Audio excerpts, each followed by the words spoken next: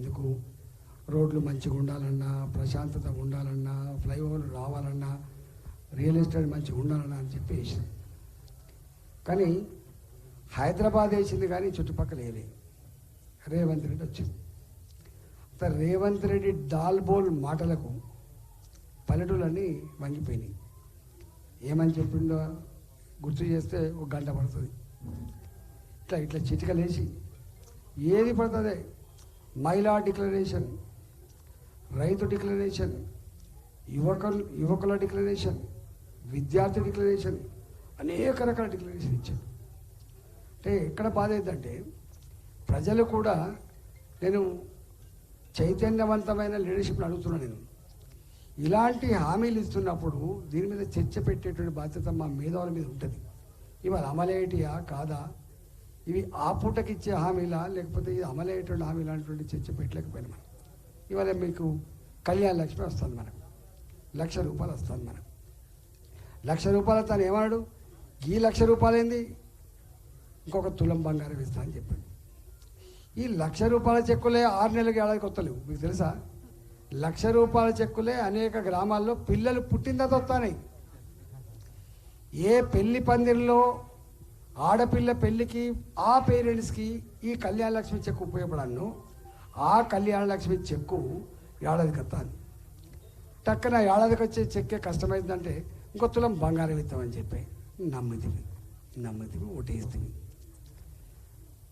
ఎంత గొప్ప అంటే నేనే పిచ్చోని అయిపోయినా.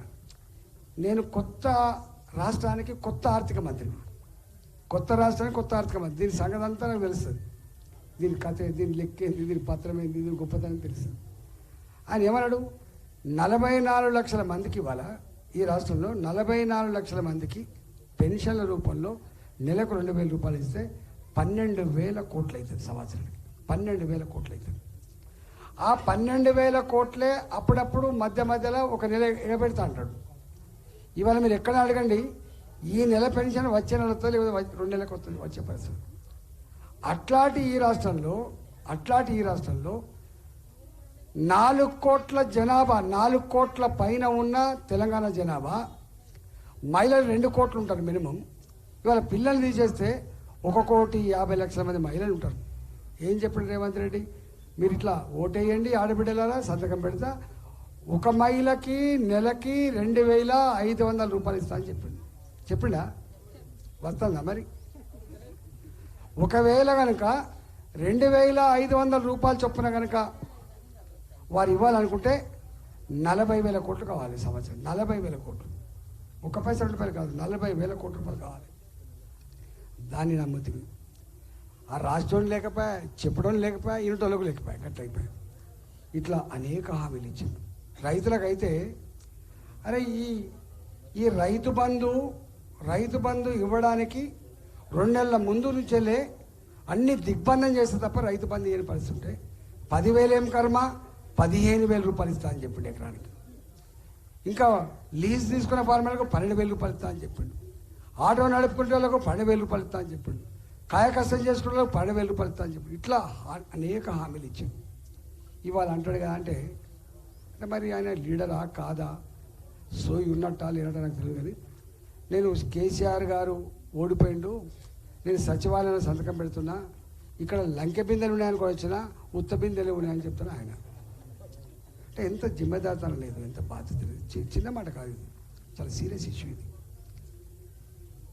ఆఫ్టర్ ఆల్ ముఖ్యమంత్రి అయినా ప్రధానమంత్రి అయినా మన డబ్బుకి కస్టోడియన్స్ వాళ్ళు, కాపలదారులు మాత్రమే, వాళ్ళు ఓనర్లు కాదు.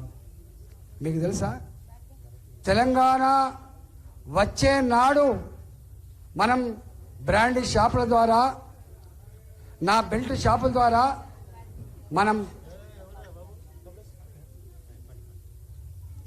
మనం ఇచ్చిన డబ్బు ఎంతో తెలుసా, 10,700 కోట్లు.